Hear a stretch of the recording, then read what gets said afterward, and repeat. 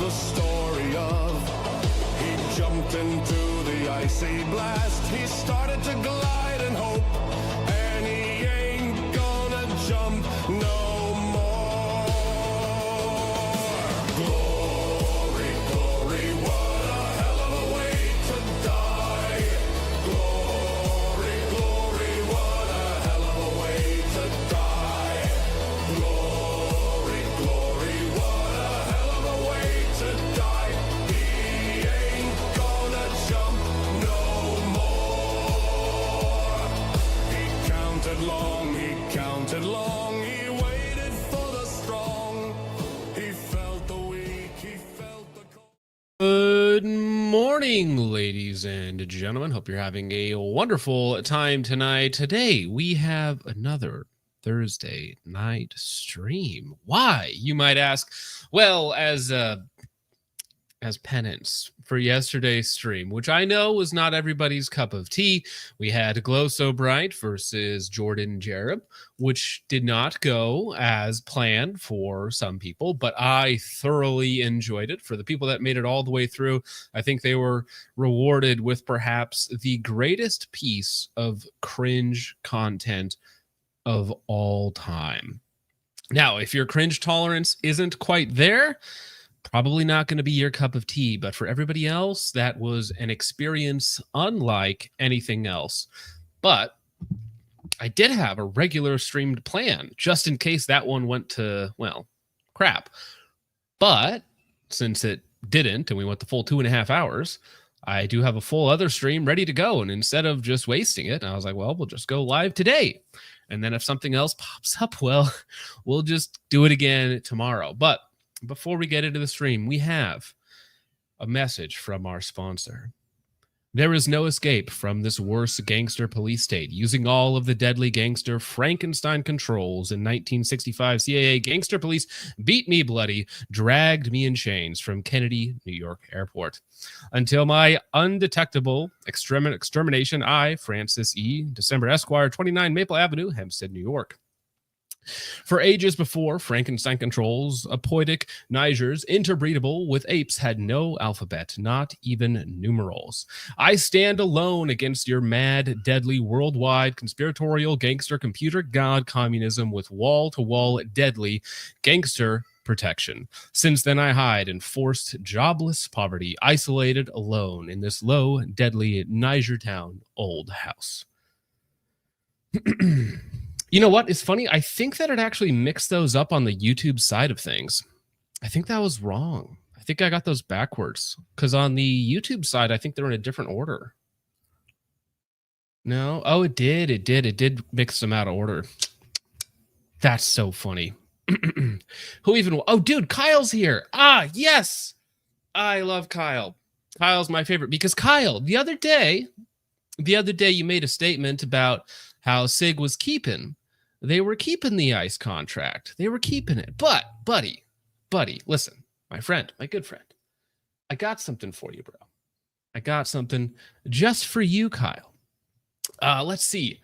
Component ICE requirement title, Glock 19 duty pistols and magazines. Oh, it looks like they are. It looks like they are switching up handguns. And here's the actual forecast for that, which you can look up on your own, Kyle. So maybe SIG was lying to you the whole time, maybe about several things. Who knows? But we are certain to find out later on in the stream. But we'll save that for a little later, Kyle. You don't mind, I'm sure. Thank you very much for that, Moon Man. I'm not sure exactly what I read there. So... you know, if that puts me on some sort of watch list, I do apologize for that. This could be the last show ever, but very, very entertaining. Appreciate that. Mr. Moonman, Subarctic Psycho came in before we even started with just a happy face, man. He's just happy to be here, and we'll see how long that happy face actually stays there. Thank you, Subarctic Psycho. Bob Vogel, babysitting company for 10, says, business really has been down. What are we doing wrong? Well, it's not what you're doing wrong. It's who you're doing that's wrong. That's the problem, Bob. Thank you for that. You know, this isn't the best advertising for your product either. You probably want to look elsewhere for your Better advertising spends. Moonman for 2 says Kyle is pink gangster, communist, computer god. Good to know. Good to know. Thank you for that, Moonman. Hope you're having a good night tonight. I hope you actually managed to get Chipotle, even though that couple may have ruined your meal. Now, let's start out with something a little bit light and silly, shall we? Look out! 2 Chinese warships crashed into each other while attempting to chase off a Philippine Coast Guard vessel in the South China Sea waters. The collision took place between China Coast Guard CCG Corvette 3104 and PLA Navy's O-52D class guided missile destroyer. Just a bit of an oops. Now we have the full video of it here with some really soothing music. So these are the Chinese ships. They're chasing the little Philippine Coast Guard ships. I'm not sure if it's in contested waters or in international waters, or maybe they're just being assholes, right?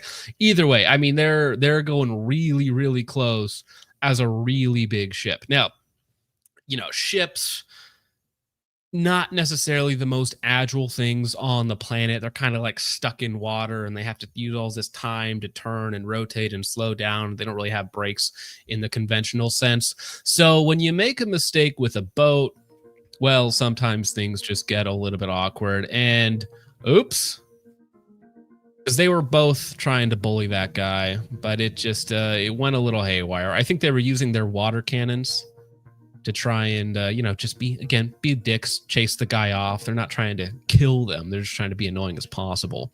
It's like when you see a fighter jet intercept like a little biplane or something. They just get really, really close.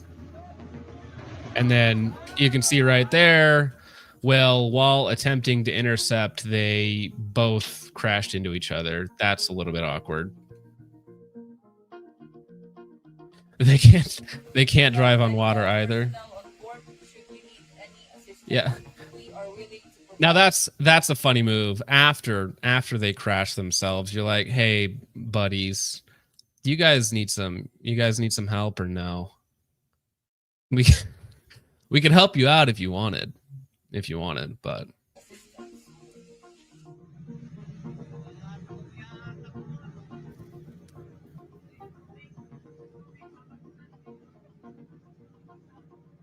and I mean, yeah, the Chinese vessels are obviously far larger than whatever the Philippines are on here. So the Filipinos are on. So I mean, they could easily, if they accidentally hit this vessel, they would sink it. And I don't even know if they would pick up the guys, right?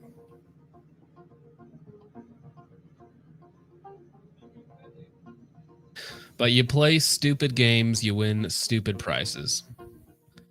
China said that its actions were professional and legitimate and would continue to resolutely safeguard national territorial sovereignty, which is quite funny considering that their 2 ships did a little bit of a bonk. Now, I'm not sure if you guys are aware, but they did release the names of the pilots as well. We have new information now also on the plane crash. KTVU has just learned the names of the 4 pilots who were on board the flight. They are Captain Sum Ting Wong, Wee Tu Lo, Ho Li Fook, and Bang Ding Ao. The NTSB has confirmed these are the names of the pilots on board Flight 214 when it crashed. We are working to determine exactly what roles each of them played during the landing on Saturday. Yeah, it's they can't keep getting away with it. These captains, Sum Ting Wong, Wee Tu Lo, Ho Li Fook, and Bang Ding Ao. It's very, very tragic that this had to happen, but I'm glad that nobody was seriously injured in it. Or at least that we know of, right? I don't know if China would even report that. Come here. I can't fix you. No one can fix you. You are a broken, subhuman piece of trash, a garbage person. Thank you, James. I appreciate that, sir. Thank you for your input on that situation. We will move on from there. That's a fantastic clip, by the way. I'm going to use that all of the time. All of the time. Chud McGill for 2 says, "Rook out! I turn now, everyone." It's like, good luck, everybody else. I go now. Yes, indeed. Thank you for that, Chud. I just don't get it. So one's following like right behind, and the other one's like, you know what? I'm gonna go right in front of them. Were they just like not paying attention, or they're being retarded? Maybe that was hard to see. Open their eyes. I don't know. Moonman for 5 says if God had meant for man to boat, he would have given him water wings. I don't know about that one. Thanks, Moonman, for the 5. And then Focus Trip's wife. Thank you very much for the drink, Anna. Says now kith. Yes, they kithed to the tune of hundreds of millions of won. Or no, what is it? Not won. Or is it? Is the Chinese currency won? Is that what it is? Even so, that was probably like $47 if you convert it to American. All right. Now, we have a very exciting proposition for the Siggers in the chat. We have JDI Inc. This is just a post from them on the Sig Sauer AG Sig 563 has been approved by the ATF for import in its 13.6 and 8.9 variants due to the 39% tariff and a 20+% exchange rate. A limited number will be imported. So this is the Sig Sauer Swiss 563s, which are kind of hot. They're kind of a vibe. They're pretty cool. I think they're technically an AK, right? Aren't these technically an AK? Because they're long stroke. Am I getting that right? AK guys are going to be like, actually, not Rock and Lock. Although I think they might have Rock and Lock magwells on there because it looks like they have both the different types of magazines there. Now, the Sig 563, like many things Sig Sauer, this will not be cheap. Not be cheap. With a 35% tariff plus everything else going on, I mean, you're probably looking like $3,500 on the low end. Definitely more expensive than a MPX, right? It looks like a Jackal. You take that back right now. Unbelievable, Chud. It's a trans AK. Many rupees indeed. Yeah, Jackal, but $5,000. Well, I would hope it's made in Switzerland, right? So that gives it a little bit of mystique. So it's definitely better than a Jackal, surely. We have some new exclusive images of the Sig Sauer SG563SB, and we love to share here our photo of the day. The lower says 556 by 45 Sig Sauer AG, made in Switzerland, and the new handguard is free floating with M-LOK and Picatinny rails on top. The trigger is from Mac AG in Germany and is fully adjustable. It felt really, really nice with a short reset. That's good to know. I wonder what contract these are for. Who's using these over there? The magwell is removable. Oh, this is cool. So you can switch between PMags and the Swiss style magazines. Interesting. So it's a real modular design. It looks like you have 1-2 pins, or that's a trigger pin. So one pin here, that pin, the magwell pops out. Not sure how exactly that works. But so you can swap between PMags and Rock and Locks, which is kind of cool. So you can make it even more like an AK. Fully ambidextrous controls. You have a charging handle mounted to the bolt. This is an AK, guys. This is just a cool AK. Now, for our US-based guys, obviously 13.6 and 8.9 inches sound utterly ridiculous. However, Europe is not plagued with our SBR laws, so there's no reason for like a 14.5 pin and weld or a 16-inch or any of that nonsense. So they quite literally just bring out a millimeter spec and say just do that, right? And whatever that ends up being. So 8.9 inches is probably for 300 blackout if I had to guess. Not that 5.56 can't work in a barrel that short, but it's certainly not ideal. And 13.6 inches is pretty general purpose, I would say. Now, would I ever buy one of these? No. Would I ever shoot one? Yes, absolutely. For the amount of money they are almost assuredly going to go for, 3.5, 4, maybe even more. Probably not worth it for me. So all in all, as you may have noticed, this is a mixture of SIG 553 and SIG MCX features where classic design meets modern ergonomics. Will it come to the USA? We don't know for sure, but apparently that has been, again, confirmed by JDI Firearms. So again, 40% tariff plus 20% exchange rate. It's going to be very expensive and very hard to get, and hardcore fans of Swiss SIG rifles, they're going to die over it. Moonman for 5 says, I want the cool one from the 80s and 90s, not this garbage FDE M-Lock abomination, because unlike Siggers, I am not a godless sodomite. Wow. Very based. Let's see. I don't hate the looks. It's like a modern twist on the classic 5.51s, right? It's very similar in its vibe. Now, again, it's a modernized version, so it's like quote unquote practical, right? Although I don't know if anybody is actually going to be using one of these things for any sort of practical purpose. I don't think somebody's like, oh, this is my next go to war gun. No.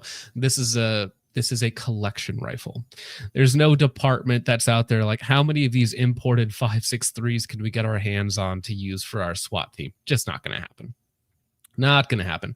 Even though it's probably still fine. Oh, JDI claims to have exclusive importation rights on SIG. Interesting. So is this a Tim Military Arms Channels type situation where they're like, listen, guys, we had to buy up the imports and then sell them at $10,000. Okay. There's a limited stock, which we did on purpose to drive the price up. Who knows? I don't know anything about JDI firearms or their importation habits or anything like that. Although, again, somebody did point this out to me the other day, that the importation market is one of the few areas where you can still make a absolute ridiculous amount of money on firearm products, right? Because you do have, whether it's synthetic or real, you have limited supply, right? So you can physically limit the supply by only importing X number of guns, right? So you can limit the supply, which can jack up demand, or you can bring in as many as you can, basically. Now it's more tricky. It's a little bit more difficult, right? But the reward is there. So you can still make a lot of money on imports, especially if it's an exclusive or nobody else can do it. Is Kyle still in chat, or did he get scared off right at the beginning? He's got to still be here, right? Literally a BRN 180. That's not true. I have a BRN 180. It's behind the cello. You guys can't see it, but it's behind the cello. And the BRN 180s are, yeah, for sure, one of the rifles of all time, I would say. No doubt about it. All right. Well, let's talk about, should we go Schizo or should we go TREX arms? I think we'll move on to TREX arms, and then we'll go to Schizo. We'll go TREX arms and then Schizo, and, see how that plays out. So TREX Arms put this out in an email yesterday. I want to say warehouse expansion sale, early access live now. You know who else loves early access? That's right, Bob Vogel. Bob Vogel loves early access. He was dying for this sale to happen. For a while now, we've been running out of space in our warehouse, and with a line of new products waiting, we need to rearrange, reorganize, and ultimately make our warehouse more efficient. Now, I don't really think we buy that, do we? I don't know if they just need more space in their warehouse. Maybe they do have new products coming in. Maybe that's true. But if you cut through all of that BS, maybe they just need to clear out inventory that's been sitting for a while and sales ain't looking too hot. Now, TREX Arms, they carry a lot of different products.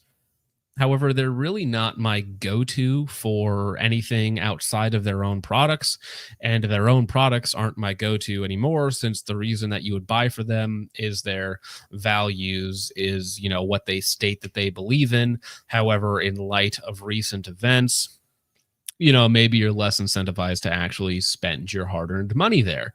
Maybe, now if you want to get something that's on a really good deal from this warehouse expansion sale, right? And definitely not a fire sale, not a going out of business sale, expansion sale.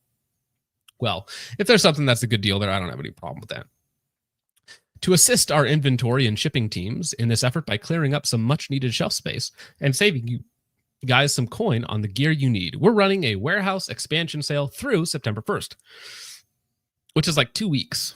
That's a pretty long sale. 2 weeks. I think they are trying to drive up sales. Now, maybe this could also be a prep for Black Friday. Like if they have some new hot products coming out that they're trying to rush out for Black Friday, because I think they've mentioned that before.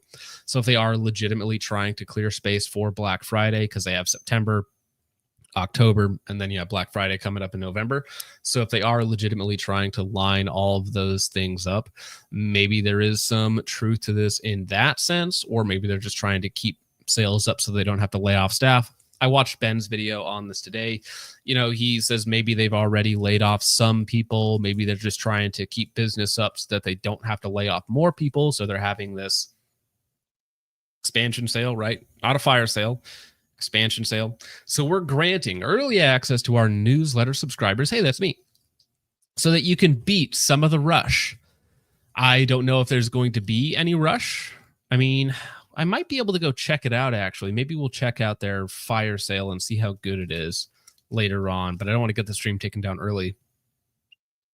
Follow the links below, and you'll have first shot at everything on sale before it goes live on Friday. Hey, that's tomorrow. That's tomorrow. Yeah, Vogel thought he was getting a Glock 19X, but ended up with a G17 with minor power factor. Ouch.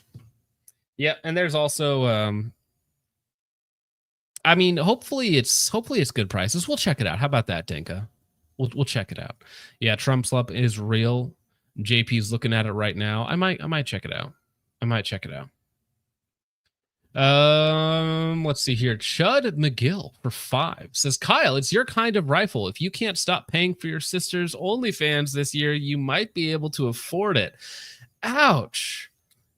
Chud is being Kyle's dad right now. Absolutely brutal. Messing with his Discord kitten. Ugh. Also, N. Thank you for that, Chud. I appreciate that. Totally glad that I gave you mod powers on this channel. Tuss the Third for 2 says, somebody needs cash flow. I think that is the simplest interpretation of the situation. It's cash flow.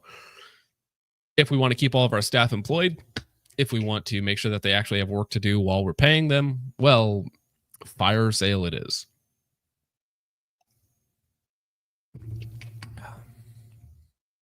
Yeah, it could be collectible soon. You never know. All right. Now, as promised, Schizo. This is what I needed today. Now, how do I preface this? In a video I made a while ago on Noveski, on the Noveski, what was it? One of their barrels that a gentleman had sent me. I had marked how it was not particularly accurate. Like, it was fine, nothing special, but not anything that a $400 barrel should command, right? It was like 1.5 to 2 MOA. Maybe with good ammo, you could get it down a little bit lower. And then a gentleman commented on that video saying, you know what? Mine is sub MOA. Mine will shoot a 1-inch group at 300 yards. So we're talking a 0.25 MOA gun, a semi-auto 5.56 with just a normal Noveski barrel in it. I think it might have been the chainsaw barrel, if I remember correctly.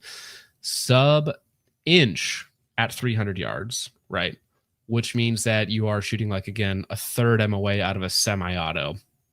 Now, most people in the audience and myself would call BS on that. But this guy, I responded to his comment and I was like, I don't believe you, because simply enough, I don't believe him. But he was angry enough that I responded to him that he decided to send me an email, which I greatly appreciate. I love the Schizo emails. Please keep them coming. And then he also decided to send some pictures. Like, see, look, these pictures prove that my gun is 0.3 MOA. And we'll see the pictures in just a second. You replied to my comment on YouTube a couple weeks ago on how my Noveski chainsaw shoots, saying you don't believe me that I shot the groups I stated I shot. Thank you for the compliment. Apparently, my Noveski and I can shoot unbelievably well.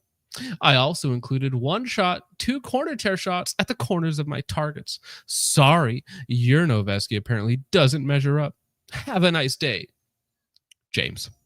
Speaking of James. Come here. I can't fix you.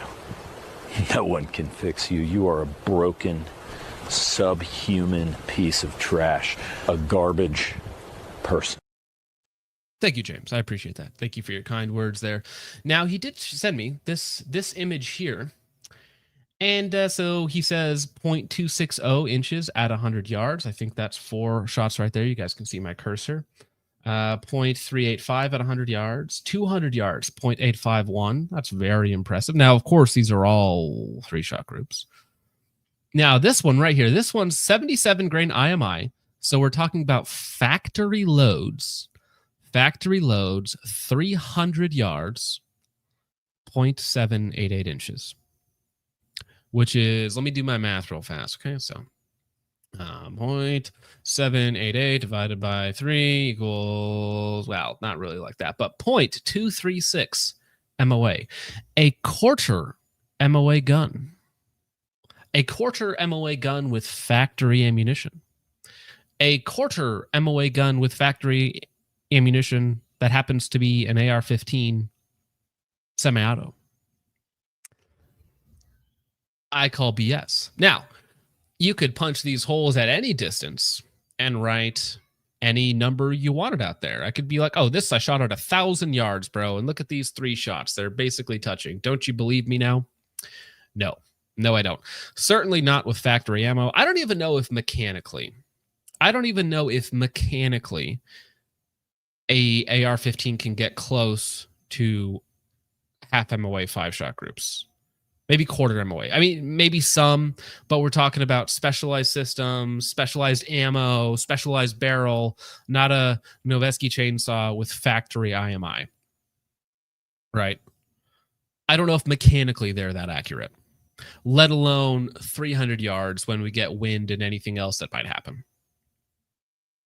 I don't believe you. Plastic Guy on Rumble says, my wife says 1 inch is above average. Whew. Well, I mean, I hope that she's a very satisfied woman with you. Yeah, it's a new version of 22 Guy for sure. Indeed. A 271 inch group at 6 million yards. It's almost as believable. Yeah, rarely can a bolt gun. There are some PRS rifles and F-class rifles that can absolutely do a quarter MOA. I have seen them do it, a quarter MOA to a half MOA, depending on the group, right? I have absolutely seen that happen. Claiming that your AR-15 can do that with factory ammo at 300 yards, I simply don't believe you. You, sir, are a liar. And I'm going to make fun of you on a live stream. Actually, chainsaws don't shoot bullets. Well, actually, I was gonna have a joke there about Noveske and pumpkins, but I couldn't quite put the two together. But it looks like Noveske already did it for me. I should just respond with that Noveske video, though. Well, it doesn't even matter. I don't know if mechanically they're that accurate. I don't even know if they're mechanically that accurate. Like if you put them in a vise with a laser system and a mechanical trigger pull, not even a human trigger pull, right? I don't even know if mechanically they're that accurate. Yes, more red yarn for sure. And again, I mean, these would be fantastic groups at 100 yards for factory ammo, right? If you can get 3 shots in 0.3 inches at 100 yards, you're having a good day, okay? That means your 5-shot group is probably around 0.6, 0.75, which you're still going to be very happy with, right? Now, if you're claiming 0.7 inches at 300 yards, I'm going to start to press X to doubt. Yeah, I don't really believe you, good sir. Now, speaking of making some absolutely wild and outlandish claims, Bob Vogel here with his defense attorneys behind him also made some really strange statements that I think could have been avoided simply by not saying anything at all.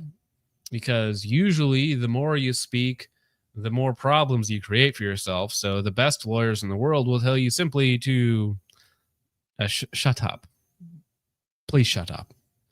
Which is the same advice I would have given to SIG and TREX Arms, right? I could have saved them millions of dollars if they had simply shut up. And, we'll get into it in just a second, but Vogel himself released a statement on his actions, allegedly, his alleged actions, I should say, even though he kind of admitted to them, which again, we'll see how that plays out. Bold move, Cotton. We'll see how that plays out. Tussa Third said, yeah, somebody needs cash flow indeed. Huge Ass for 5 says, bro is just punching paper with a pencil and calling it sub MOA. That's possible. Or, you know how they're all cut out little squares? Maybe he just launched like 15 rounds at each target and then just cut out the 3-round groups that were close to each other. That's also a possibility. Again, I don't believe it. Do it on video. Do it on video with other people around, and I will send you $100, James. $100 bet on the line. You and me right now. Do it on video. I need to see a point. I'll even make it a little easier. I'll need to see a 0.5 MOA group at 300 yards. 5 shots. Not 0.3, 0.5 MOA. 300 yards. 5 shots. $100. If it's so easy. For some reason, I don't think he'll respond. Focus Trip's wife, hello, Anna, says, those strangely look like Boba straw holes. Yeah, whatever he had handy, you know, maybe it was one of his members making the holes. You know, possible. Terran Tactical, I think we showed this the other day. Terran Butler versus Bob Vogel, the quest for the precious. Yes, how low can you go? But rather than limbo, it was girls' ages. So I think Terran went after Jade when she was 18 years old, I want to say. So which is still legal. Gross, but legal, right? Especially for a guy like Terran. Although he's in the right industry, if you know what I mean. Now, Bob Vogel, Robert G. Vogel, put out a statement on Facebook. Yeah, and he admitted to some crimes, is what it looks like. So, big oof. Don't do that. Don't do that. I would recommend not to do that. Now, if you're not aware of the situation, so he got arrested the other day for child prawn. Distribution, creation, transmission, all that sort of stuff. Also for drugs and alcohol with a minor, not supposed to do that. And then also for disrupting communications, right? So he had 5 charges in total, $250,000 bond, which means $25K out of pocket, which he paid. So then he made this statement right after he got out, basically. So he paid bond, got out, made this statement. With all the talk and speculation about me, I feel I now really need to make a statement. 7 to 8 months ago, I met a girl on a dating website who presented herself there as 19 years old. Girl claims to be 19, if we take him at his word. Girl claims to be 19. Robert is 43, right? Legal. Gross. Legal. But gross. And stated numerous times that she was 19 years old. You know, when you have to continuously pry to see, like, are you really an adult? Is this really legal? At some point, if you have to go over this numerous times that no, it is actually legal to do what we're about to do. At some point, right, you should probably just stop. You know what? If we have to clear this if we have to get legal involved to see if I can actually do this with you, we're just not going to do it, right? Probably not worth it. A lot of proof here.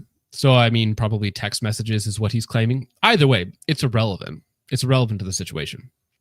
I simply believed her and took her at her word, even though she stated it numerous times. So I don't know if you asked or she just kept saying it over and over again, unprovoked. We went out a few different times and had fun. ... Now, keep in mind that this girl is 17 years old in reality. So they had lots of fun together. 43, 17, 43, 17. That is an age gap that would make the Prophet Muhammad and Aisha blush. We did normal things 2 people do. Listen, bro, don't say normal people like me and you do the same things, okay? Probably not the same. After this, an odd situation happened where she got in a fight with her friend and the police were called. I wonder if the fight had something to do with the fact that her friend knew that she was 17, dating a 43-year-old, or if there is some sort of other drama mixed up there. That's pure speculation on my part, though. And the police were called. During this, I learned from the authorities she was actually 17 years old. I was shocked. So at this point, he has admitted to basically everything that they had done, which is, of course, the copulation and then the pictures, the videos, the texts, not only on his person, which is child porn, and then sending them to other people, which is transmission of child porn, and then also the creation of it, right? Because he's the one who actually did it. So not looking good. In the process, my phone was taken and I never saw the girl again. Hopefully she's back with her parents. Over 6 months, that's nothing. If she's 17 years old, are you picking her up from her parents' house?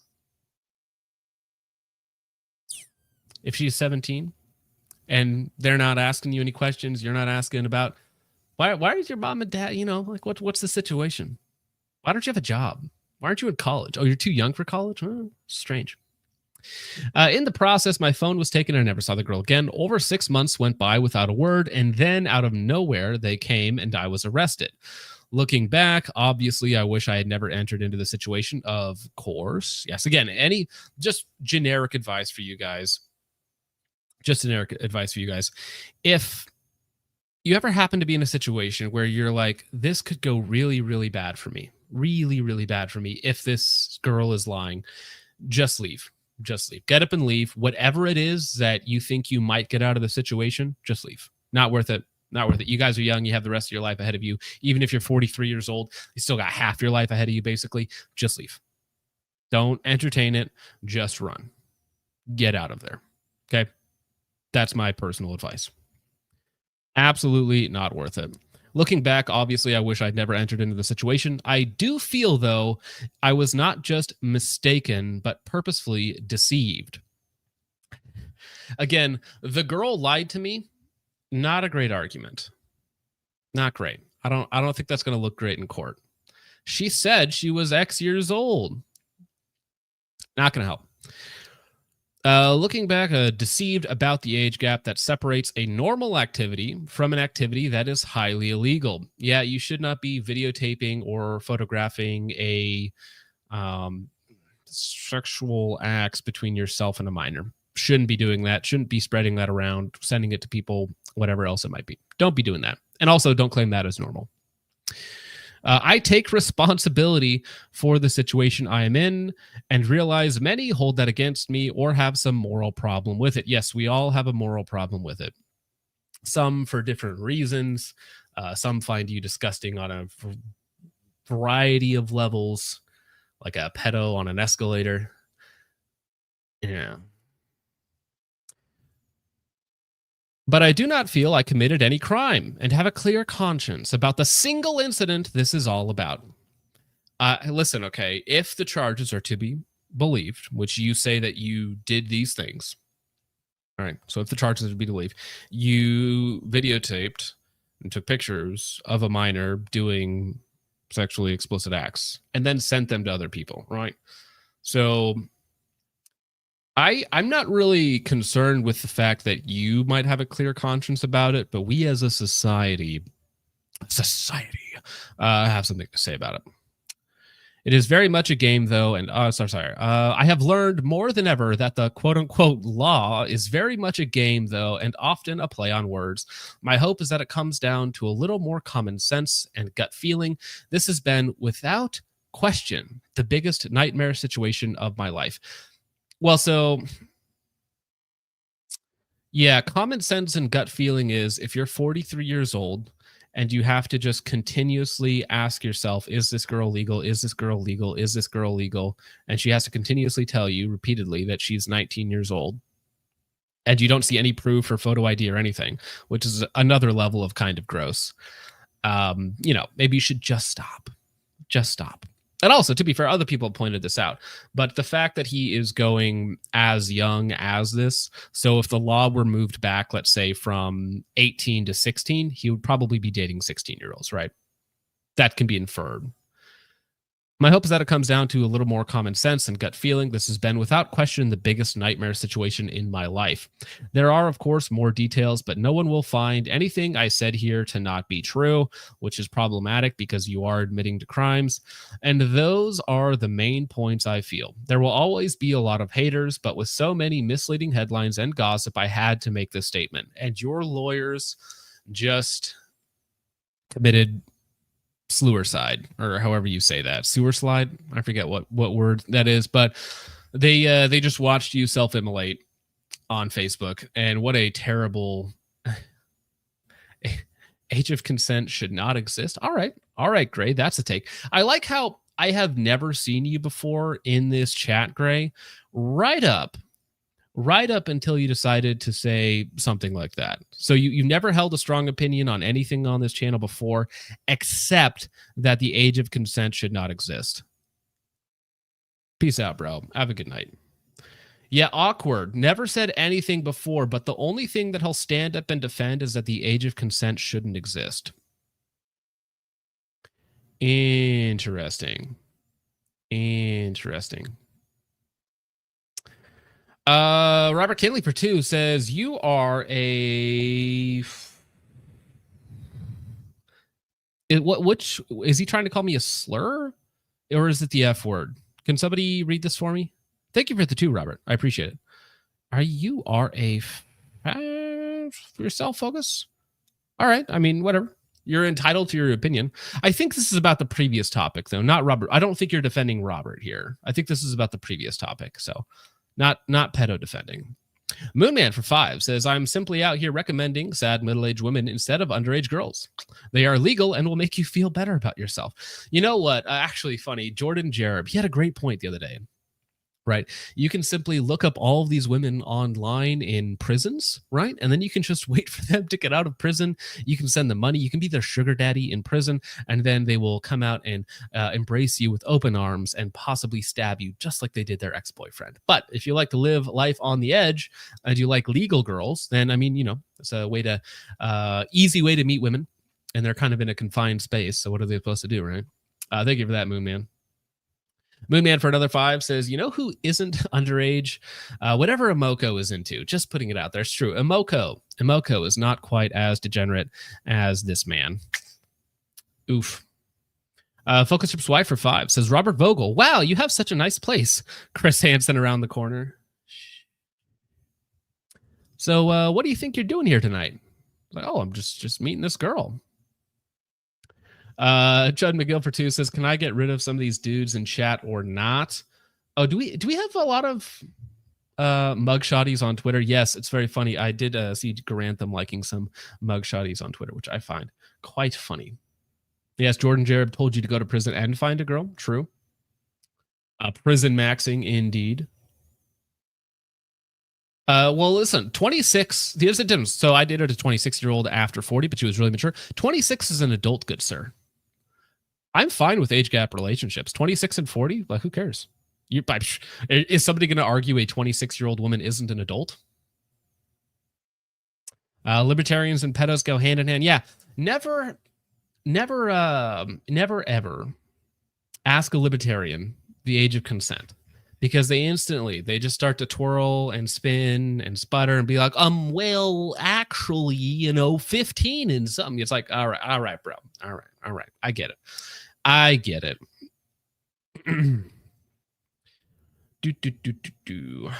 Yeah, it's very strange. Very strange. I mean, if people are being really weird in chat and they're never here before, I mean, you could just eat them. They don't need to be here. Like, what? Do I need 3 pedos in the chat? No, of course not. And that's why you're a mod. Use your mod powers. I give you full discretion. That's why you're here.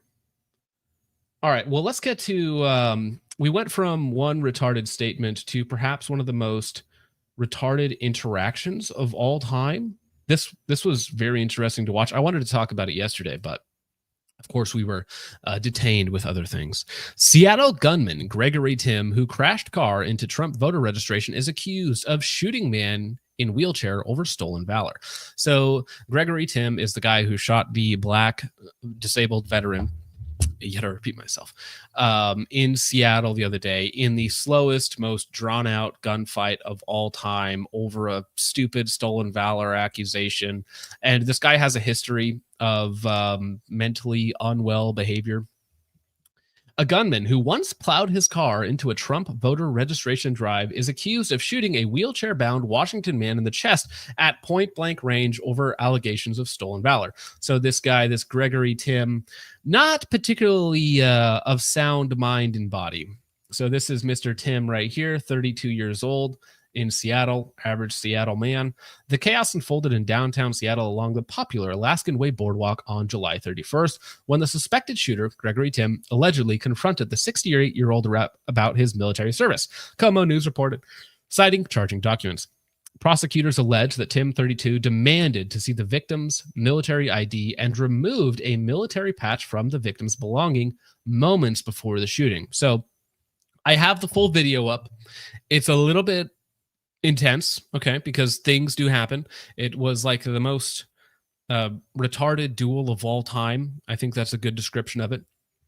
But this prompted the victim to unholster what investigators identified as an airsoft gun, according to the video obtained by the outlet. Tim stepped back, reached into his bag, and aimed a real pistol at the victim. That's the old Uno reverse card, right? You pull out your airsoft pistol, and then the weird lefty degen is like, well, I've got a real gun, and I'm gonna shoot you up for real this time. Also, it is dumb to draw an airsoft pistol on somebody. Big dumb move right there. Startled bystanders shrieked as Tim's, only feet away, fired one round into the victim's chest, sending onlookers, including families with children, fleeing for cover. Very strange situation, which we're about to watch. Now, this is the disabled vet here, that he's 68 years old, and he was accused of stolen valor, even though he is actually a disabled veteran. So it was a mistaken case of stolen valor. Also, I don't know if people are that big of assholes in public. Like, I know there's a lot of vets in the chat, right? I know there's a lot of vets in the chat right now. So if you ever see somebody in a wheelchair, do you go up to them and confront them about their military service? Like, what's your MOS, bro? Like, are you a real, like... I don't know if that's a normal interaction to have, but again, keep in mind that this gentleman here has also like ran his car into a polling booth, essentially, I suppose. So not the best. They're not sending their best. Okay, Seattle's best, Seattle's finest, not actually that fine. In the second video, the alleged gunman then raises his hand in the air and apologizes to startled bystanders for shooting the man. Sorry, I had to do that. Yeah, this is the duel right here. Seattle's finest next to a Starbucks. Of course it is. Pulls out his Kimber 1911, which jams on the first shot, and then shoots the disabled vet in a wheelchair in the chest, who is armed with I think he had a knife, and I think he had an airsoft gun. And when he drew out the fake airsoft gun, that is when this guy takes like 15 seconds to get his gun out, charge it, and then shoot him in the chest, which we will see in excruciatingly slow, painful details. The victim, a regular on the boardwalk, known for playing music and spreading good vibes, all right, was rushed to the hospital in serious but stable conditions, and I believe he did survive. According to the court documents obtained by KOMO News, just before he shot by Tim, the victim allegedly pulled out a knife and then an airsoft gun. So this is where everything gets interesting, because the guy in the wheelchair pulls out a knife, rolls slowly towards the shooter, right? And then kind of stops halfway, and then pulls out a fake airsoft gun, at which point the guy shoots him. There is a argument for justified self-defense, even though it is the most pathetic attacker of all time, right? Rolling at you with a knife, allegedly, and then pulling out an airsoft gun. Technically speaking, you guys can still... right? Self-defense, you could argue that. It's an argument one could have, right? For sure. All right. Tim's defense attorneys argues his client acted in self-defense because the victim pulled a gun on him first, airsoft gun. I'm not sure if that matters all that much. However, King County prosecutors said Tim was the aggressor in the incident. See, that's the interesting part, because the Hat Man over here on the left, we'll just call him Hat Man and Wheelchair Man. Hat Man allegedly started the encounter, right, by stealing the guy's patch and being aggressive with him and confronting him on his stolen valor allegations. King County prosecutors are treating the Hat Man as the aggressor. If you're the one who's the first aggressor who provokes the altercation, you lose the right to claim self-defense effectively under state law. Also, keep in mind, this is Washington. Very liberal. I lived in Washington for 27 years. I've been to Seattle many times. Used to be kind of cool. Now it's complete garbage. You're a very liberal state. In the most liberal county, they are going to go after the guy with the gun.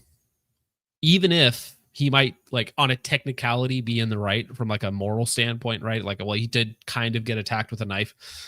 Even so, I think that they're still going to try and do everything against the guy with the gun. Washington does not like guns. I hope you guys aren't getting distracted by Sydney Sweeney in the corner. I just realized that me and her are the same size right now. You're probably all staring at her instead of the actual article, which is fine. 2020, Tim. Oh, no. In 2020, Tim drove his car into a Republican Party voter registration drive at Kernan Village Shopping Center in Jacksonville, Florida, before fleeing, according to King 5. No one was injured in the incident. Tim told the police he did not like President Trump. Go figure. When deputies later arrested him at his home in court, he explained that he saw his actions in the Florida incident as his duty. I mean, all right, it's my duty, Your Honor, to run my car into this Republican Party voter registration drive in Florida. So I wonder if that's interesting, because he commits this crime in Florida, moves all the way over to Washington to then shoot another guy. This wacky, very, very wacky. The only reason the administration was getting away with these atrocious crimes is because we were rolling over and taking it, he said in court, according to King 5. Yeah, these are not the eyes of a sane man. He's like, listen, I had to roll over those people, or, you know, that station, whatever it was. I had to do that because Orange Man in office means I must kill people. Focus Trip's wife Anna says, "Well, you can extra. Don't be jealous. Don't be jealous. Jealousy is unbecoming, Anna. Unbelievable. She has great genes. Great genes. Yes, indeed, great genes. Fantastic genes." Let's see. What is Kyle Sweeney? Sweeney is a dog. Woo. Ouch. All right. Fair enough. Now, as promised, careful what you wish for. As promised, here is the actual incident. On the Seattle waterfront here, we do have audio. It's wacky. It's very wacky. So we have the Hat Man here. We have the 68-year-old disabled vet rolling towards him, allegedly, with a knife. Allegedly. He pauses there, right? So Hat Man's probably roughly 10 feet away. Man pauses here, and he starts fumbling around because somewhere in his pouch, in his bag, in his folds, whatever it might be, somewhere in there he has a airsoft gun, and then he's going to try and get it out. When he does, Hat Man will slowly draw his gun in self-defense and take one singular shot. So I mean, that's pretty obvious. That's a knife right there. That's a big knife right there. Now it is Seattle, so I don't oppose people carrying weapons, because it might be a little sketchier than it used to be. Might be turning into the new London knife crime central soon enough. You never know.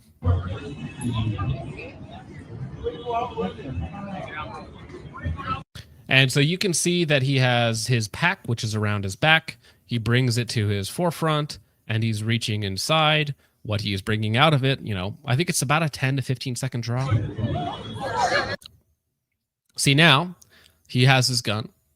Pistols at dawn stance, a little antiquated, circa 1740, I want to say, this stance, last effectively used. He's going to, in this duel, take his shot. Now, he does manage to get the shot, and he does hit the 68-year-old disabled veteran in the chest. Fortunately, non-life-threatening or non-life-ending, though still, of course, nobody wants to get shot. And then he just stands there awkwardly, menacingly, as Patrick might say.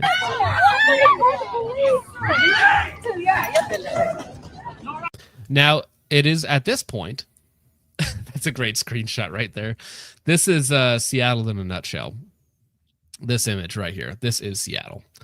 But this man, he notices that his gun has jammed. So he's going to very awkwardly clear it because he got 1 round off, which is the average round count between failures of the Kimber 1911 circa Ron Cohen. Right, everybody.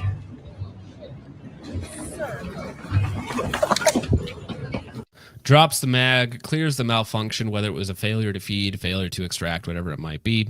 Racks it again to make sure that this guy is no longer a threat, even though he wasn't really ever a threat in the first place. But again, he did draw a knife on the guy. He did charge.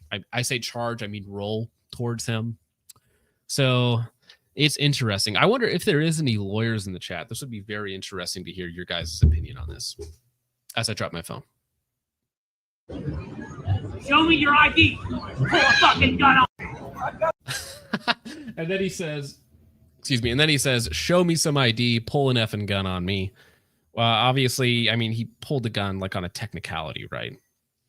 You know, airsoft gun, still. I suppose it's scary enough.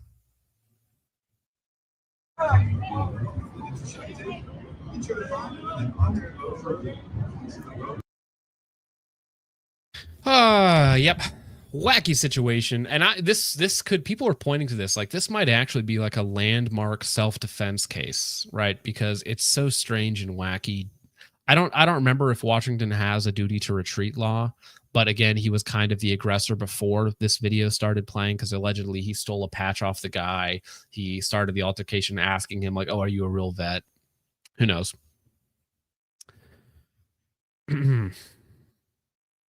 Any bird lawyers in chat? Yes, of course it was a Kimber. Of course it was a Kimber. As it is. Both are cooked.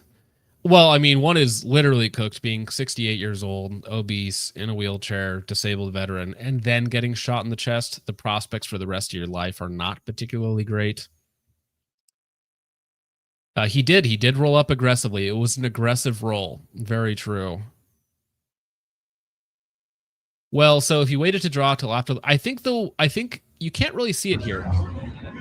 I'll mute it. But I don't know what the wheelchair guy is doing. It looks like he's like convulsing, but I think he's trying to get his airsoft gun out. And then that's when you can see he moves to get his gun out of his bag. And he's like, haha, you have a fake gun, but I have a real gun, Mr. Bond. And then he shoots him in the chest, right? Show me your ID. Yeah, that's always funny to me in kind of a macabre way, right?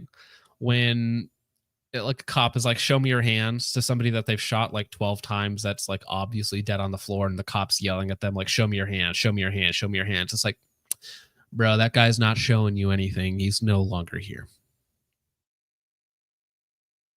Moonman for 5 says the Lolbert is a loot drop. The boot doesn't stop with lefties, nerd. Yeah, well, that's the thing. It's like you'll have conservatives and libertarians like arguing over who should have the power, right? But while they are arguing, the left has already taken power and used it against both of you. And then the libertarian will be like, well, at least it's not fascism. Thanks, bro. Appreciate it. Thanks, Moonman. Todd Docs for 5 says you need a moral government to protect young girls. This is why we need NSism. Isn't NS? Is that a rapper? NSism. I'll have to look into that. And no dark skies. No dark skies. Also, Juice Run, the corn industry. Yes, indeed. Which preys on young girls. Yes, indeed as well. Yes, there is no greater sex trafficking ring than just your average porn industry. Thank you for that, Tom Dogs, for the 5. Bob Vogel Babysitting Company for 10 says, Tim looks like Trench to me.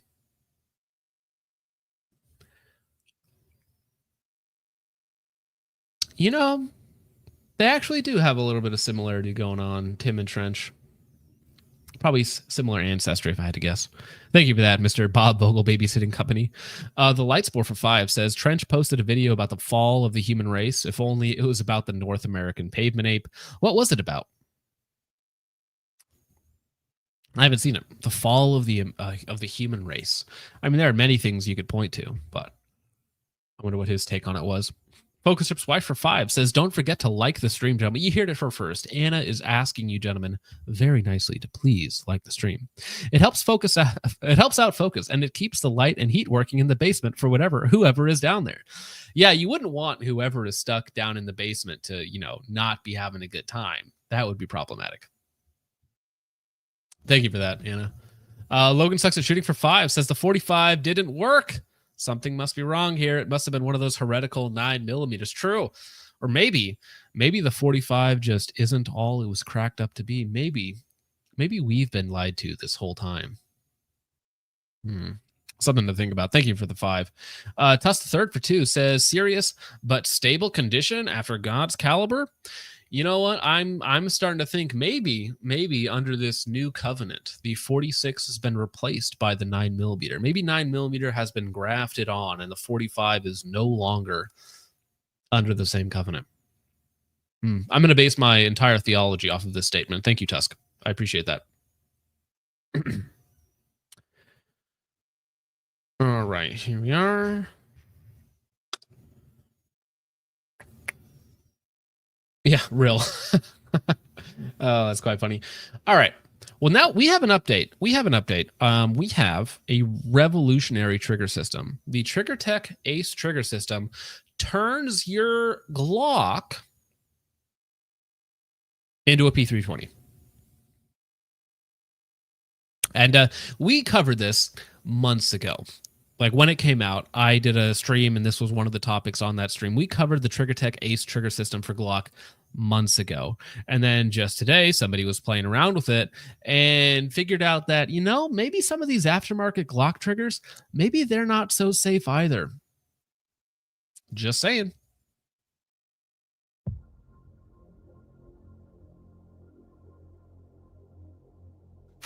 Like poker, life is so often a game of chance. Some hands you win, others you lose.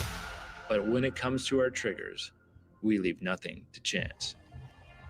Oh, YouTube doesn't like that. Let me see here. So I want to get the picture of the actual trigger itself, because the trigger design, it looks very switchy, which we'll talk about in just a second. Of course, 2 aces with the TriggerTech logo on it. Very nice. Now, the problem with this video is they are obviously marketing it towards LE, military, all of those type of guys. That's who they have shooting it. It's a Gen 5 MOS. They're not marketing this towards competition shooters, which they should. If they are going to make an aftermarket trigger that is not particularly safe, just market it towards competition shooters. Competition shooters do not care. They just want the best trigger out there, right? Most of the time. But so let's actually just take a look. The Ace trigger. So it's a trigger bar, it's the rear part, it's the blade, all that sort of fun stuff. Has a safety, multiple springs which you can adjust on your own, but then it also has this very strange, what looks like a switch. Breaks down into 3 parts: a lever module, a disconnect module, and a sear module. Featuring the same robust zero creep technology that is used in our rifle triggers, we guarantee an exceptionally crisp break. The true drop-in design of this trigger means installation is fast and simple, and can be completed in under 2 minutes. By replacing the traditional safety blade with our own new design, it means the entire lever now acts as a safety, while mirroring the feel of a 1911. The Ace trigger system's performance gains are so dramatic because we can. I never believe that. It's usually like it's 10% better, it's 15% better, it's a little bit lighter, it's a little more crisp. Maybe a lot of the times you don't even get that though. But we'll see in just a second why this is no longer even a safe system. And replacing it with the firing pin safety that operates on a true pivot. The disconnect module. And again, so messing with the plunger and the firing pin safety, I'm just going to say it right here. Not a great plan. Not a great idea. Totally changes how the disconnect works. It now separates the disconnect function from the sear release to enable a true zero creep break. A customizable pull weight range of between 2.5 and. No, it still has the trigger safety. It still has the blade safety on it, I'm pretty sure. But it's the entire trigger is now that, but it has a little tab on it too. Unless, oh, maybe it doesn't. Maybe I'm crazy. 6 pounds is achieved through our clicker technology and by providing replacement lever and firing Yeah, it has the trigger safety tab, but not the thing on the front. pin safety springs. This means users can tune the take-up, break weight, and reset. Now, user adjustable always sounds great in theory. You're like, oh, but it's adjustable. It's a modular, just like the P320 or just like the MRAD, right? And then you're like, oh, maybe modular isn't the best idea. Maybe we should just make it work one way so that our end users can't make it unsafe via being retarded. Maybe that's a good idea. We should do that instead. So here, how about this one? This is from Johnny Glock. So they got the Trigger Tech Ace unsafe. Took some extra time deciding on how to drop this bombshell, but the wait is almost over. The long form video is in the can, and we'll have all the answers to the questions you've been asking. Vid drops Friday at 7 p.m. on YouTube, just like the last few videos. The shop. Oh, you guys can't see it. Sorry. Let me pull it up. My apologies.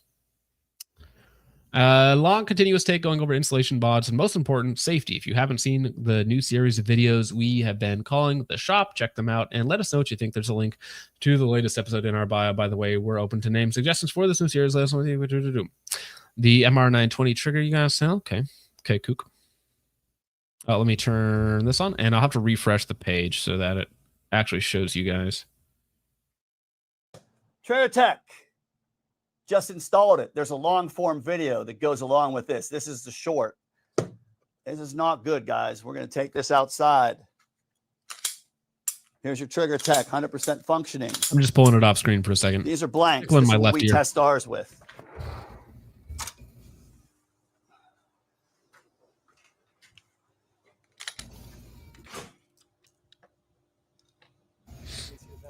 Nothing on the back of the primer. Yes, I'm gonna primer and the break it gun. again so you can see broken trigger, racking it. Have it shut there.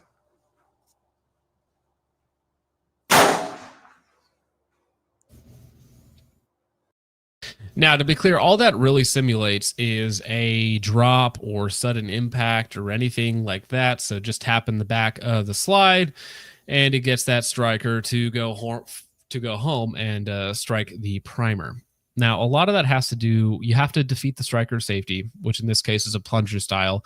So anytime you change the way the trigger hinges or when it adjusts or the timings or the plunger weight, you can make your gun potentially unsafe. And the Trigger Tech Ace system being so revolutionarily different, which means you get, like, they call it a 1911 style break.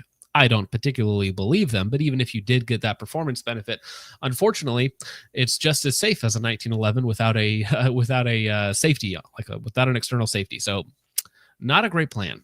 Not a great plan. And I think Trigger Tech charges. Let me look it up. It's got to be. I don't think it's cheap.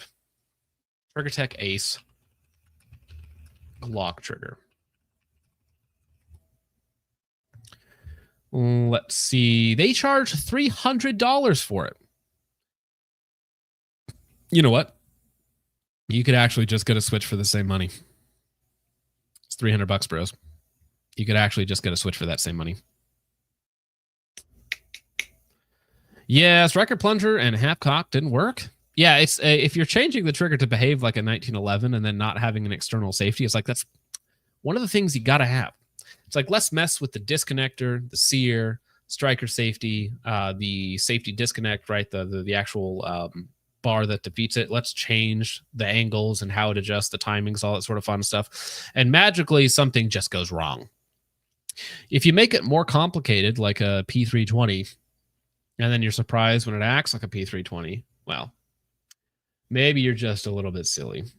But that is the new Trigger Tech Ace trigger for Glock. Do I recommend it? No, not at all. David for 5 says you need to play the longer clip. He raises his hands up and tells everyone it's okay. He does do that. He is certified after his 90-second draw. Yeah. Thank you for that, David. Ton Dogs for 2 says, ease up on the 45 hate, you cigar lovers. Man, I don't hate 45, but I would never shoot it personally, or like Because then I imagine shooting a 45 and having to spend like double the price to shoot pistols with less capacity and more recoil and a weak, slow projectile. Couldn't be me. I'm glad you like it though, Todd. I appreciate it. Moonman for 5 says, "What's wrong with the factory trigger? What is this autistic need to ship a Theseus, your way to a new gun?" I think that just people just like to do it, bro. You know, it's I do it in my competition gun, but I understand that my competition gun, the way that it's currently set up with like it has a lighter trigger return spring, it has a different safety plunger spring. I realize that that is not a safe gun. That is not a duty gun, right? That is for punching holes in paper very quickly. That's it. That's all that gun is for.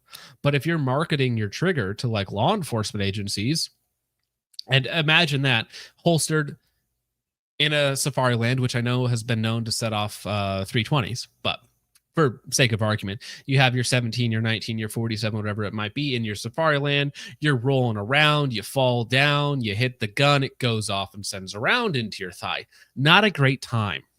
Not a great time. Yeah, not being drop safe, big deal. Big deal for law enforcement agents. Not so big of a deal for competition shooters, right?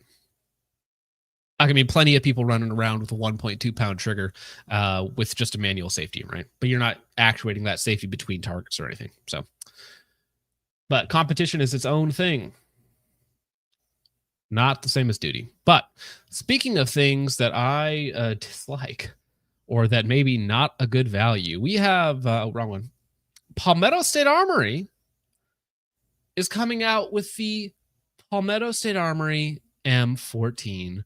The return of the legend. You've been wishing for it. Citation needed. Asking for it. Please add citation here. And we're proud to announce that it's happening. These will be a limited run and a limited edition. More info coming soon. Guys, have you ever, in your deepest, darkest dreams, asked yourself, you know what I need? I need a PSA manufactured M14, right? You're a real M14 Vietnam era fanboy. You love it. You want to build out your hype retro rifle because it's cool and you saw it in that one movie that one time. And you're like, you know who can put this together the best for me personally? Palmetto State Armory. That's right. Can PSA actually make the M14 worse? Yeah, you know, I think so. I think so. Of course, there he is. Kyle says, I want one. Hook says, who asked for that? Kyle. Kyle asked for it. Dude, Kyle is perfect rage bait. I love Kyle. I hope he stays forever. Now for $100,000 on Gunbroker. Yeah, that's the thing. It ain't gonna be cheap. It ain't gonna be cheap. For 800, yeah, it's not going to be $800, bro. It's going to be 1,500 to 2K, no doubt. Patently Shed Armory, true. Yeah, probably. Well, listen, bro. I love how they're announcing these things, right? Even though they announced all the things at SHOT Show that have yet to come out that they promised would be coming out. So they're like, how about an M14? You guys want that? You guys like that? Well, Vintage Warfare might want one for like educational purposes, like how bad can this be? Like, or is it like okay, actually, right? So they might want one from like a more academic standpoint. I don't think they're like, oh, this is the one to buy. All right, let's see here. Can I play this without getting demonetized on YouTube? Ooh, ouch, ear rape. Thank you. Dude, we actually do need to do that. That's a good idea. Make Kyle's PFP a sticker in chat. That would be very good.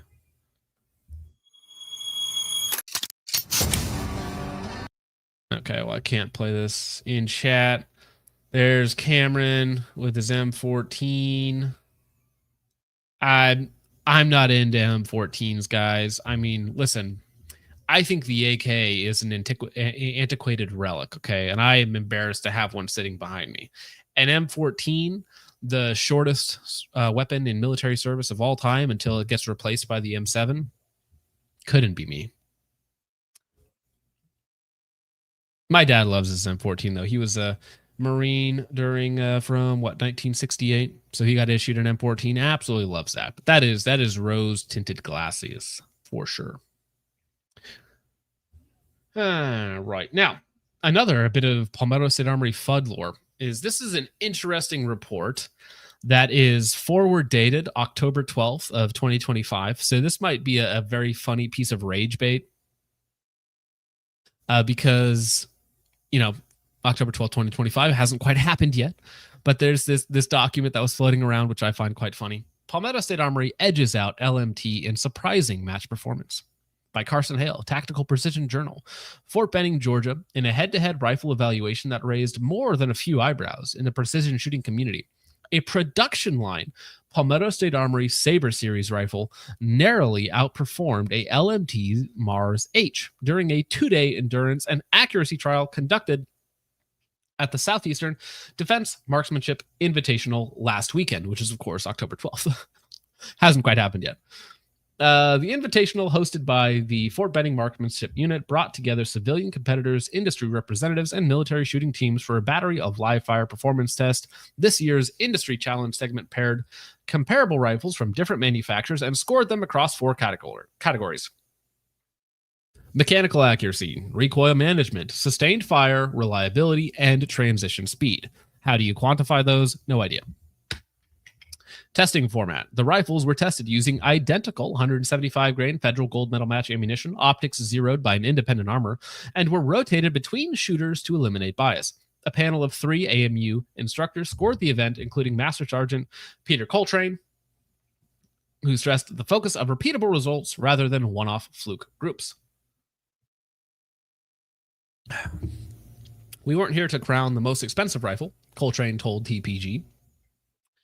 We wanted to see that what each platform could do in controlled conditions side by side without brand bias. Numbers don't care about price tags. Results. In the 10-round accuracy test, the PSA Sabre series posted a .86 MOA average, edging the LMT's .93 MOA. In the 500-yard rapid engagement drill, both rifles scored identical times, but the PSA maintained a tighter vertical spread under sustained strings. Reliability testing, which involved 600 rounds over the 2 days without cleaning. Now, this is a thing where it's like 600 rounds doesn't mean anything. 600 rounds is certainly not an endurance test or a reliability test. Over 2 days without cleaning, so it's not even necessarily even a high fire rate. Ended with the PSA experiencing 0 malfunctions, and the LMT logged 1 failure to feed late in day 2. Now, here's the thing with AR-10s. AR-10s are just by their nature finicky, right? And it has to do with suppressors and tuning. Is this set up for this ammo or not? Is whatever can be adjusted needs to be adjusted. And this test means absolutely like nothing, even if this is real, right? Which it may not even be real in the first place, but let's just say for the sake of argument, it is real. If I take a Glock and I take one 600 round window where it has a malfunction and I compare it to a 600 round window of my Canic that has 0 malfunctions, I couldn't then go and say, well, look, over this 600 round string, the Glock had a malfunction and the Canic didn't. So obviously the Canic is just so much better. It's like, no, that's worthless. Absolutely worthless data. It's not enough ammo, not enough sample sizes. And of course, you can find a string of fire in which any gun has a malfunction. And you can pick a string of fire in which another gun doesn't have a malfunction. It doesn't mean that they're actually more reliable. Industry reaction. While the difference in performance was marginal, it was enough to ignite discussion among shooters and industry observers. LMT makes excellent rifles, no question, said Darren McCall, lead armor for the event. But what PSA has done in the last few years, especially with their Sabre series, shows they're not playing in just the entry-level sandbox anymore. Palmetto State Armory representatives were quick to note that the Sabre series used in the match was a stock production model retailing for under $1,500. LMT's Mars H configuration was tested, carries an MSRP of $3,200. Looking ahead, both companies are slated to return for the 2026 Invitational, where rumors suggest the industry challenge will include suppressed SBR platforms and night shoot evaluations. Until then, this year's results will likely fuel debates at ranges and gun counters nationwide. I think, personally, I think that is pure rage bait. Fantastic rage bait. I think somebody just wanted to float this around there. Probably not even real. If you look up these people, Are they real humans? Do they actually exist? Was this a real event dated October 12th, 2025, which hasn't happened yet? 2 months in the future? Probably not, but it's funny.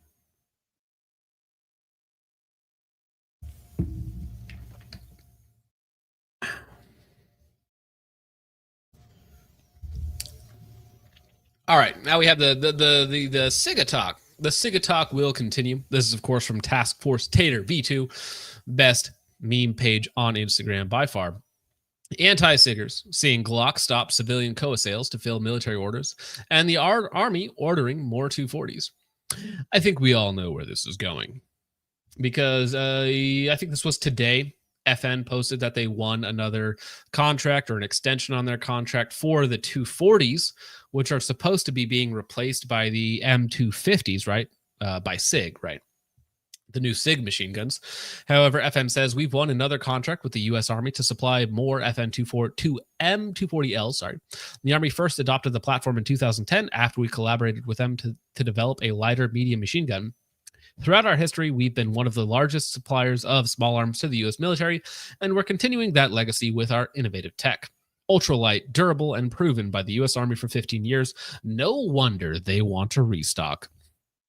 FN's got good genes. That's what I'm going to say.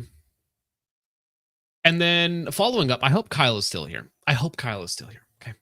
Because according to APFS, Acquisition Planning Forecast System, forecast record number F20250713330. Component, ICE ODOFTP, August 13th at 10:33 a.m. yesterday.